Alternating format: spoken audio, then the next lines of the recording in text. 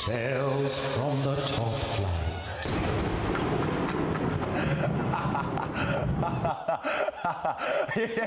Did you like that, Chris? Mate, I haven't even been able to see it yet, so it looks like you enjoyed it. Oh, I had a great time, mate. We'll send it over to you. You've got your own little sting now every time you come on the show, mate. Brilliant. That's all right. Good to see you, mate. How you doing? All right? Very well, thank you. How are you? I'm very well. I've been reading your book every now and then. Oh, nice. Chris nice. very kindly, he wrote a book about Football Manager. He very kindly sent me in the week, and in between reading Nick Frost's autobiography, I'm occasionally dabbling in yours as well. So thank you for that, mate. Excellent. Let's talk about the Premier League. It's back. It's back tomorrow. I know that you love a bit of Premier League. Loads of good games. I mean, where should we go? Let's start with a bit of Arsenal versus Middlesbrough tomorrow. What do you make of that? Yeah, it should be a good game. I mean, it's nice to see that Mesut Ozil's shown he can deliver goals when absolutely necessary, especially when you're 3-0 up against a very average Bulgarian side. And, I think Rio Jean-Luc is shaking his head here, Chris. Jean-Luc is not happy with you. And nailed the photo that they took in the changing room beautifully afterwards, saying, lads, where's the trophy? So it could be that Arsenal getting a little bit ahead of themselves once again, and it could be perfectly placed for Middlesbrough to be the team that ends their run. I agree. As this winning run goes on, eventually it's got to come to an end, and I think tomorrow people are almost not giving Middlesbrough a chance, and these are the games we've seen Arsenal slip up in over the years, aren't they? Well, I remember once, it was 2006, where I thought we were going to get thrashed by Arsenal, and it was, I think we ended up in a 1-1 draw. Kieran Dyer got the goal that day, Thierry Henry got the equaliser. Just those kind of games Arsenal could slip up on. Potential bananas. Swansea last season in their title challenge, but I feel like everything's going really well for Arsenal at the moment. I love the football they're playing, and Middlesbrough were atrocious last week against Watford. They weren't too good. They were very, very poor. Like I said, Karanka is a defensively solid manager when he gets it right. I'm a fan of George Friend when he's such a passionate player for that team. Ben Gibson, he just can't get any of the strikers playing. Rhodes, Negredo. I was a fan of Adam Clayton. No, it wasn't. It was well, Clayton's a decent player, but it was Forshaw I thought was good for them early doors in the season. But Middlesbrough have kind of tailed off recently.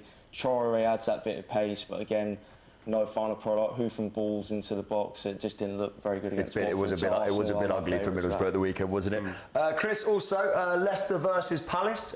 Palace, bit of a surprise result. Lost to West Ham last week. Leicester, we don't know which Leicester's going to turn up at the minute. It'll probably be the Premier League Leicester, I would imagine. I mean, as we all know, they've got more Champions League points than Premier League points at the minute.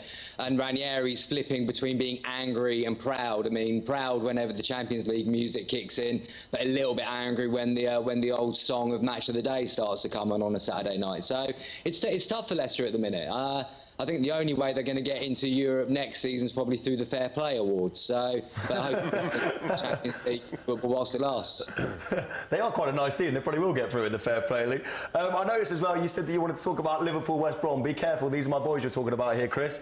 But after I saw you wrote an article in the week about comparing Tony Pulis and Jose Mourinho. So what do you make of Liverpool, West Brom coming up? Well, Kloppo managed to insult two teams in one fell swoop today, which I thought was brilliant, saying that playing United was the perfect warm-up to playing a team like West Bromwich Albion. Which, tell you what, when you got Klopp around, you don't need to write the gags. He can do it. It's fantastic. I'm actually going as Jurgen Klopp to Halloween, Chris. You'll be pleased to hear.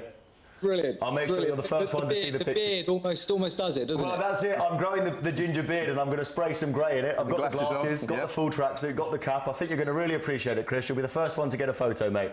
Nice one. Looking forward to it. As a thank you for all those inappropriate photos you send me in the week. Anyway, moving swiftly on to the next game, which is Manchester City versus Southampton. I mean, what's going on at Manchester City? Guardiola's finding out that English football's not as easy as you think, is it? Well, that and European football. That too. It's been a tough week for City, really, isn't it? I mean, Pep was a little bit like the dad who's left his wife for another woman, really, in the week, and then seen her in the shopping centre and realised that she still looks quite good. But Barcelona got their best player. No, I mean, Claudio Bravo's a little bit like the troublesome stepkid as well that Pep's taken on in his new marriage and feels like he's got to keep sticking up for him when really he doesn't really know what he should be doing. So the best thing about that entire thing, though, is Kevin De Bruyne after the game refusing to sign autographs with some of the City fans that have flown over to Barcelona, saying he was too tired. I'd imagine trotting back to the centre circle 4 times after you conceded can be quite wearing for you. But yeah, no, it's been a tough week for City. But all the talk about Pep, I mean, Stan Collymore in the press again this week, obviously trying to get a few clicks on it on his website, saying that Pep's never going to really adjust to the English game and it's not as easy as he thought it was going to be, etc., etc. Probably should ask Stan how his career in Spain went, really, because I think better out of the two of them. Imagine that, Chris, somebody coming on TV and being outspoken so they got a few more clicks on their website, eh? Can you imagine that? It's tragic, isn't it? People like us have to stoop to that level.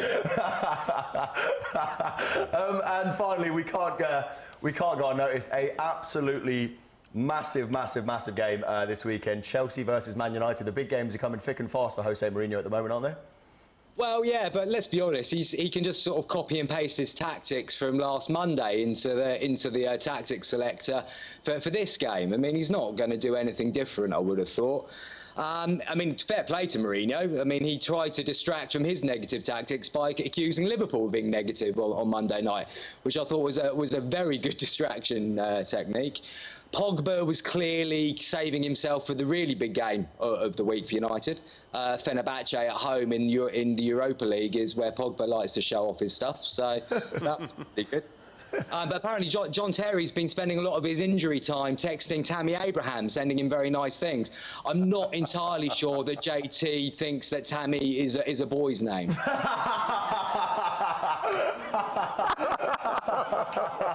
It's FANTV. It's a show that football fans are talking about. That's why. Dead on as ever, Chris. Dead on as ever, mate. Good to hear from you. Anything else you're expecting from this weekend in the Premier League? No, to be honest, the rest of the games look fairly sort of standard. Swansea against Watford could be interesting. Bob Bradley's got his first sort of relegation 6 point already only in his second game, so he's probably going to have to get used to it. But Watford have been in great form since Materazzi said, "Judge me after the international break." I think they barely dropped a point since, so it's going to be tough for Bradley and Swansea. But he does have a lovely range of black polo necks. Well, if nothing else, exactly. He must have raided Steve Jobs' cupboard when he left us. I think so. While we've got you here, Chris, and before we get thrown off the air, we've got a couple of Newcastle fans on the lime green sofa. Are you going to be giving your critique of them next season in the Premier League? I gave him plenty of critique last season, if you read the book. No, that's criticism. Yeah. It'd be interesting to see them keep it up. I mean, already after a couple of games into the season, Rafa was getting a load of stick, etc., etc. Not from Newcastle fans, obviously, who are well known for keeping faith in their managers. And whoa! Hey, wait a minute! Can I make a point? Yes, you can, sir. We cheered. We were asked to cheer Ruud Gullit, for God's sake, prior to the Sunderland game, which eventually saw him get sacked, and we did. We were also invited to throw our weight behind the great fat Sam Allardyce prior to his firing, and we did. This myth about Newcastle fans tearing their managers to pieces is nonsense. Absolute nonsense. I'm not having that. You're lucky you're in Spain. You're damn right, Chris. You are. Absolutely.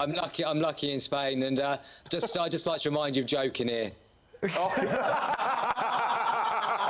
Well, hang on a minute. Who could possibly throw their weight behind Joe Kinnear? Unless it was to knock him off a cliff. I mean, to be fair to Big Joe, he had enough weight of his own, so... Well, yeah. I don't feel I should be throwing my weight behind anybody. It's going to do too much damage, but yeah.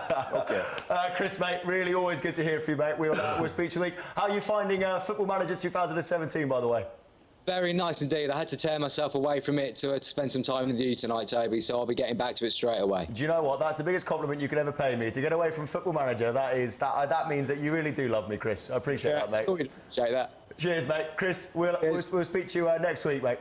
Have a good one, mate. And we're going to play your sting as well. This has been Tales from the Top Flight. Yes. Tales from the Top Flight.